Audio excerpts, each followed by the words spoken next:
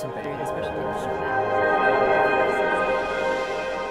So without further ado, guys, what is Refinery29? So Refinery29 is a media destination for style, fashion, and a number of other categories for millennial women, and started about 10 years ago. Hard to believe.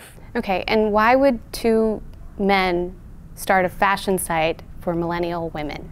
We get that question all the time, and we didn't start a site explicitly for millennial women when we set off in 2004. Actually, when we started working on this, the initial kind of concept and inspiration for the site was a local discovery platform for young up-and-coming designers and artisans in New York City. If you remember what the world was like back then, it was before Yelp and it was before Foursquare, and there wasn't a place where you could go online to just find out about amazing things happening in your local market. And so we thought there was an opportunity to create a platform to experience our city in richer and deeper ways. And at the beginning, we decided to focus on boutique shopping because we were in New York City, which is the epicenter of that globally. But the intent was then to expand into different verticals. So we were going to go into restaurants and nightlife. And what happened was about 6 to 8 months into it, the fashion content of the product really caught on,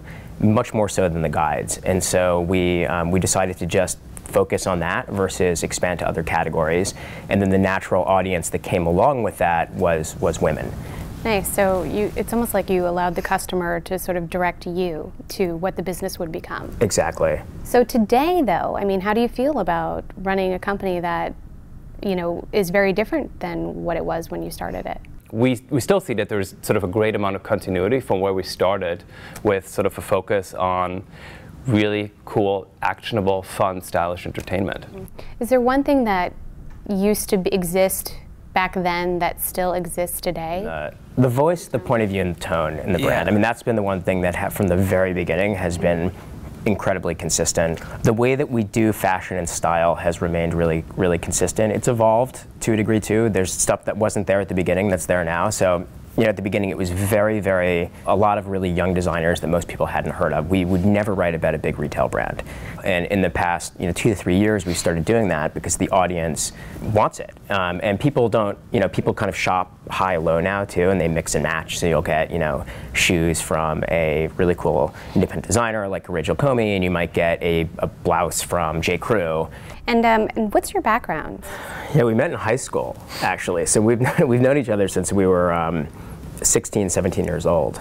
Philip is from Germany, and he came over for high school, and I grew up in West Virginia, and so my parents shipped me away to boarding school when I was 16, and that's where we met. And then we both came to New York after, for college, and afterwards both did our own things for 2 years. Philip was living in DC at the time, and he was in visiting for the weekend, and there is actually that funny bar story. This actually did come about one late night at a bar on a napkin, and you always feel like that's never really what happens. It's kind of like that ridiculous, it's a little cliche, but that really did happen. And it became your business plan. Exactly.